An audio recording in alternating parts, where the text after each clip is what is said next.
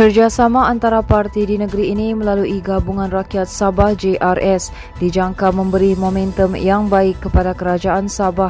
Pengerusi Tetap Majlis Belia Sabah Mazlan Johari Manan berkata, ilham dan idea supaya parti politik didaftarkan sebagai satu pakatan atau gabungan melalui JRS adalah sesuatu yang baik. Beliau mengulas inisiatif bagi mendaftarkan JRS sebagai sebuah gabungan politik rasmi di Sabah yang disuarakan pemimpin pelbagai parti dalam gabungan berkenaan sebelum ini. Katanya lagi perpaduan dan kerjasama parti-parti politik amat penting dalam membawa kemajuan kepada Sabah.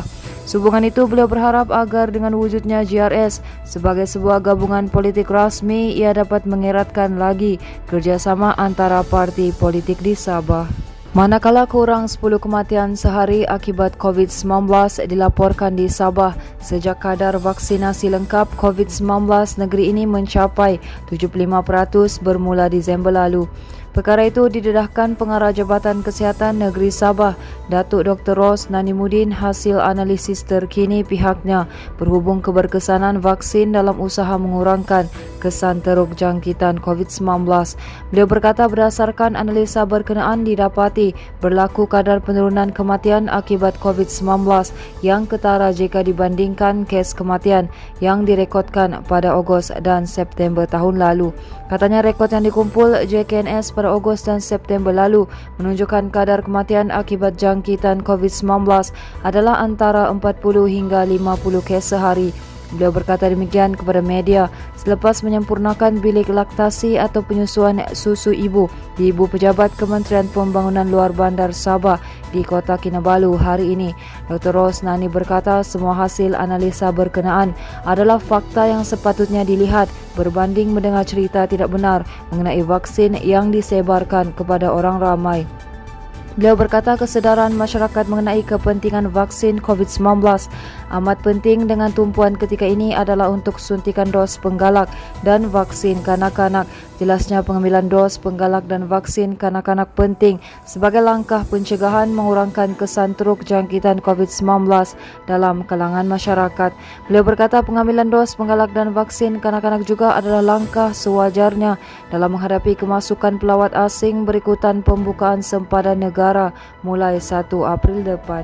Sementara itu, sebanyak 134 transaksi berjaya diurus menerusi perkhidmatan drive-in yang disediakan Dewan Bandaraya Kota Kinabalu bermula hari ini. Datuk Bandar Kota Kinabalu, Datuk Norliza Awang Alip berkata, perkhidmatan drive-in setakat ini mendapat sambutan menggalakkan daripada pelanggan.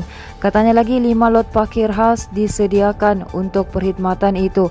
Tambahnya lagi transaksi yang diurus melibatkan pembayaran cukai kadaran, kompaun, pembaharuan lesen perniagaan dan lain-lain. Norliza dalam pada itu berterima kasih kepada warga Kota Kinabalu atas sambutan yang menggalakkan daripada pelanggan di BKK. Antara perkhidmatan yang ditawarkan termasuk pembelian kupon letak kereta, borang dan pembayaran Berita sukan. Perlawanan bola sepak persahabatan di antara Ibu Pejabat Polis Daerah IPD Kota Kinabalu dengan Persatuan Wartawan Sabah SJA di Kota Kinabalu semalam menjadi landasan penting untuk mengukuhkan lagi silaturahim kedua-dua pihak. Perlawanan berkeputusan 6-1 yang dimenangi IPD Kota Kinabalu itu diadakan hasil inisiatif kedua pihak yang sentiasa bekerja sama dari semasa ke semasa. Ketua Polis Daerah Kota Kinabalu Asisten Komisioner Muhammad Zaidi Abdullah berkata, tujuan utama perlawanan persahabatan itu diadakan adalah untuk meningkatkan lagi kekuatan fizikal dan mental. Katanya secara umumnya semua mengetahui tugasan polis dan media sentiasa bekerja siang dan malam tanpa mengira waktu.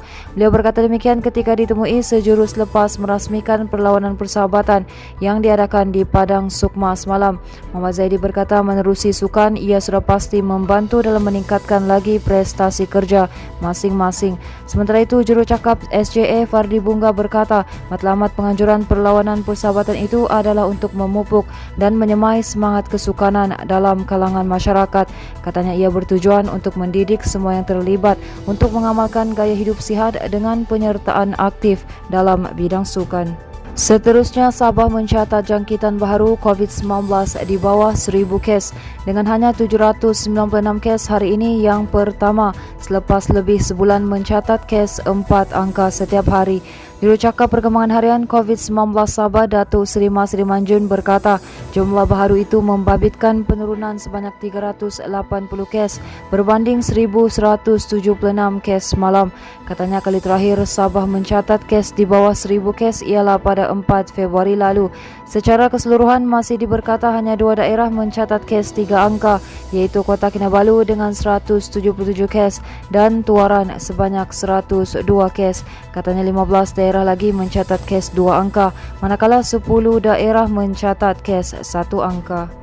Teruskan bersama kami di asoka.com, berita komprehensif.